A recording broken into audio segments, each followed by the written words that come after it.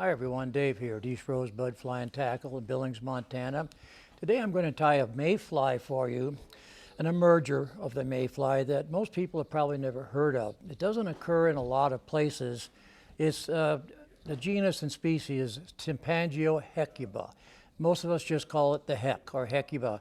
It's a size 10 or 12 mayfly, very large mayfly. It's typically inhabits what would be marginal trout water. It likes silty bottoms. It likes warmer temperatures, very much like some of the bigger burrowing mayflies. We have it here in Billings on the Yellowstone River.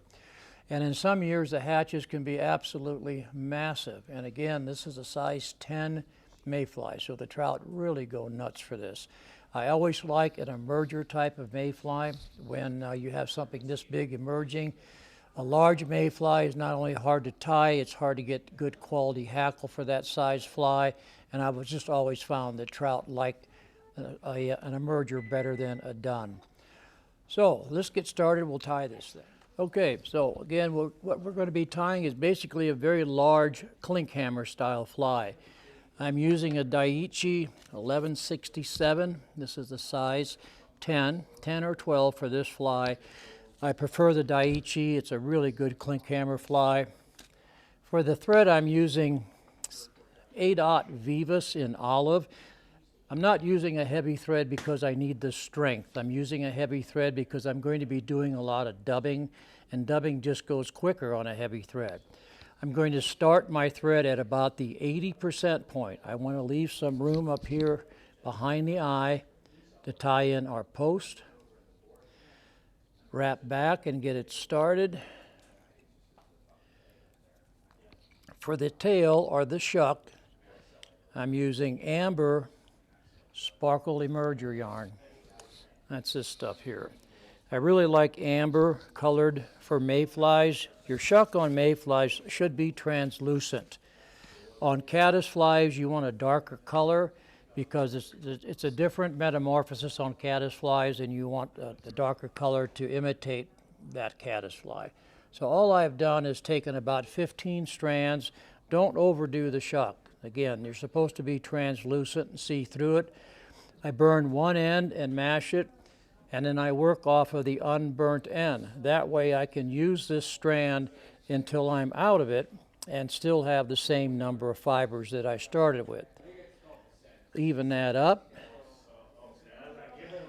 Get a couple of thread wraps here to get it started, and then you can just pull it. Let's stop this for a second. Tell these people to hush. Again, I just barely tie this in, and you can pull it down a little bit and then wrap to about there. I like to keep my thread about even with the back of the barb. You can trim this or simply tie back over it. And then I like to cut this about 1/3 the length of the hook shank. Wrap our thread back forward and cover that. Now for the rib, I'm going to be using Brassie golden olive wire. As you'll see later on a picture of this fly, it's a heavily ribbed fly, so I think the rib is important on this. Also helps to secure all of the dubbing that we'll be using. I'm going to tie this on the far side of the hook shank because I will be wrapping this in a clockwise direction. Once again, a couple of wraps to capture that. You can pull the end underneath those wraps, and then nice smooth wraps all the way to the end.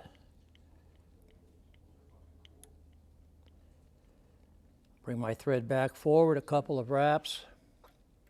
The dubbing I'm using is superfine olive brown. It's just a perfect color for this fly. We're going to keep it pretty lean, tapered towards the post area as we go. Superfine is a very easy dub to work with.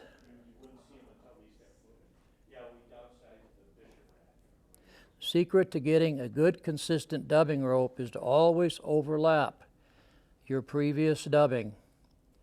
About halfway, overlap it, and you'll get a nice consistent width on your dubbing rope. Since I always keep my scissors in my hands, I don't like to make it more than about 3 or 4 inches. You start doing this big thing here, you'll end up poking yourself in the face. All right, so bring this back so that our dubbing starts right there at the end. Never run completely out of dubbing. Always, if you're going to be adding dubbing, make sure you still have some on the thread. That provides the continuity to keep that consistent.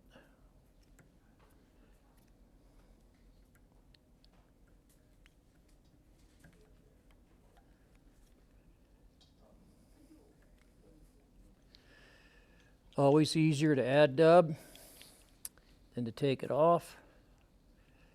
And again, as we approach the end of the body, I'm going to slowly taper this so that it's just a little heavier.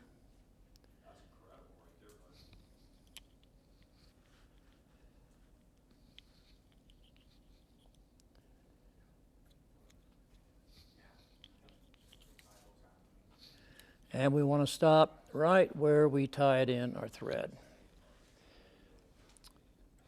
Then bring our wire around clockwise. I like to get 6 or 7 wraps in.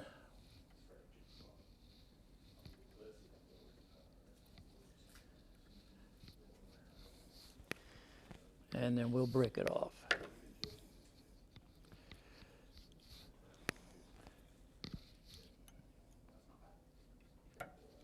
All right, go ahead and run the thread all the way to the eye and then back to the 80% point where I'm going to tie in the post, readjust this. It's more vertical angle.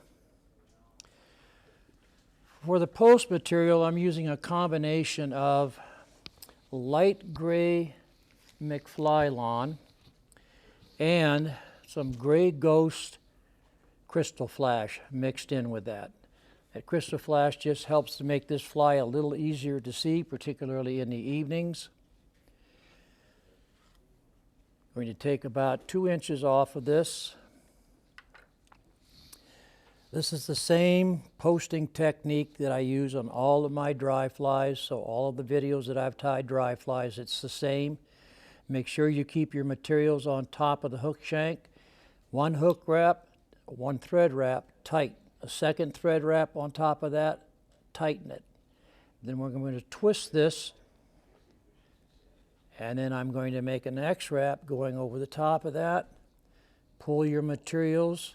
That condenses the post material and lets those thread wraps slide down to each other. So that's the beginning. And then we're going to take a couple of more X wraps just to secure it. When you tie the post in like this, this post will be the last thing that ever comes off of this fly. 2 ways: you can post the entire post, then tie in your hackle and post it again with a hackle. I prefer to do them both at the same time. So I'm going to take 1 wrap around the hook shank in front of the post. Everything on the post is done counterclockwise. Grab my thread and my post, bring it around. I want my thread to cross the post at the bottom of the posting material, just as close to the hook shank as I can possibly get. And I'm going to do this 3 times, all in the same spot. All this does is combine the 2 wings into a solid post. And then 1 wrap in conventional manner to reestablish your thread wrapping procedure. Now, one problem, probably the biggest problem with tying a large dry fly, is getting big enough hackle. This is a size 10 hook. I happen to have a Grizzly dyed golden olive half saddle that has size 12 hackle on it. Even that is not going to be enough to float this fly on its own. That's why we're going to add the foam to this to help float this fly. Now, we do have some 100-pack Grizzly hackle that goes as large as size 6, and if you want to use Grizzly hackle for this fly, I don't see any problems with that.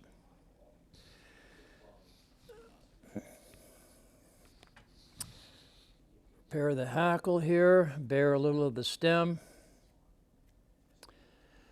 Now the way I do this, when I wrap this hackle, the hackle actually will be facing upside down, like an upside down umbrella. This helps to lower the fly in the water and makes a neater tie-off. So I hold the shiny side, the convex side, towards me,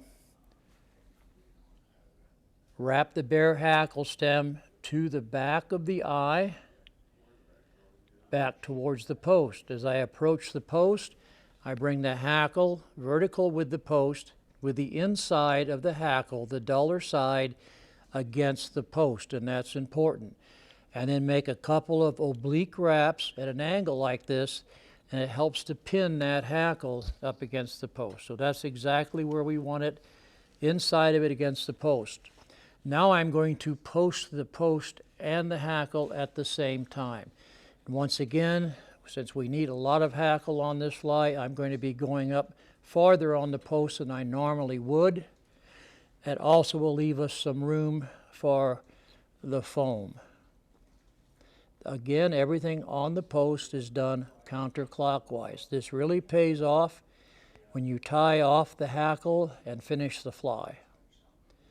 I'm going to go up about 11 turns and then come right back down.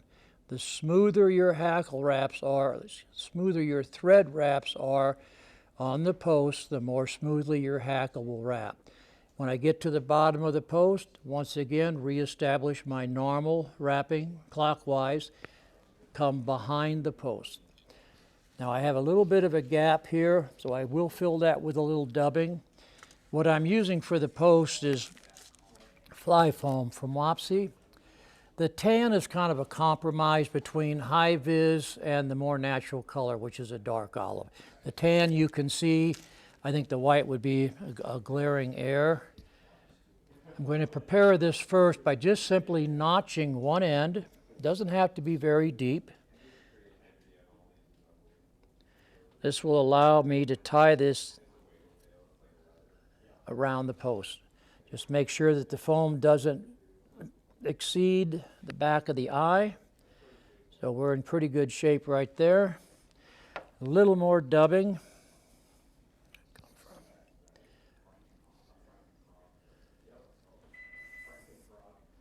One way to speed up your tying and still make the best fly you can tie is to combine some of your operations. It doesn't make any difference that I have dubbing on when I tie this post on. Well, I can wrap a couple of wraps to even that. Put my post in, or my foam in place here. Make a couple of wraps over the foam, behind the hook shank, behind the post. God, I'm tongue-tied today.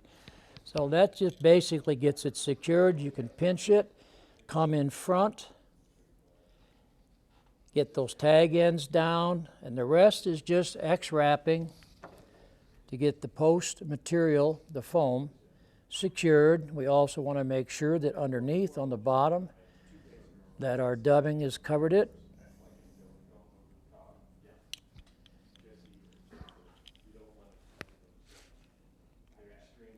There, there. And this is all I'm doing is X-wrapping forward and back. Check the bottom.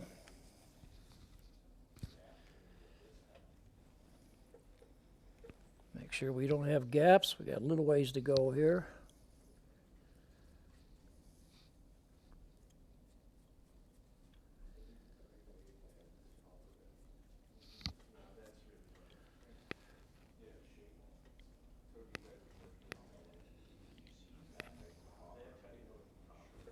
All right, the bottom looks good. What we want to do is end up with our thread in front of the post with about 1.5 inches of dubbed thread.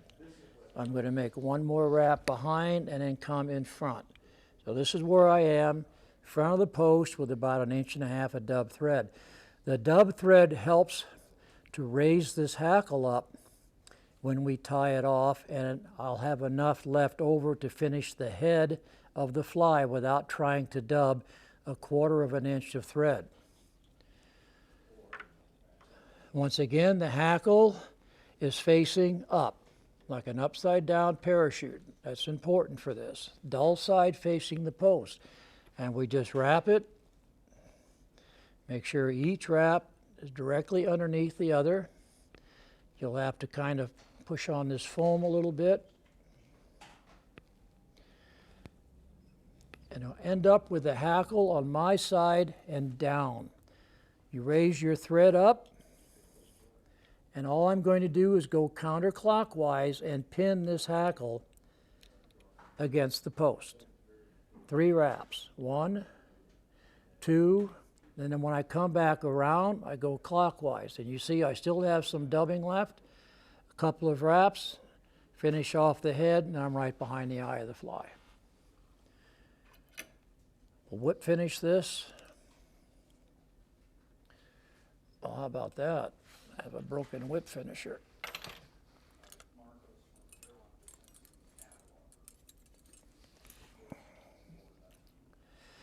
Do not cut your hackle off until you're finished with the fly. That way, if you fumble the whip finish and things come unwound, you can still go back and recover. Cut the hackle off. The post, we want it to be visible, but you don't want your post to be too tall. A post that's too tall will cause your fly to land on its side. The post is for you, visibility-wise. And I'm going to trim the foam right at the outer edge of the hackle, like so. There you have it. Very simple fly, a good emerger for the Hecuba hatch. Give it a try. If you fish in the Yellowstone or in the Billings area, late afternoon, evenings, go down to the river and see if they're up. Thanks for joining in. We'll see you next time.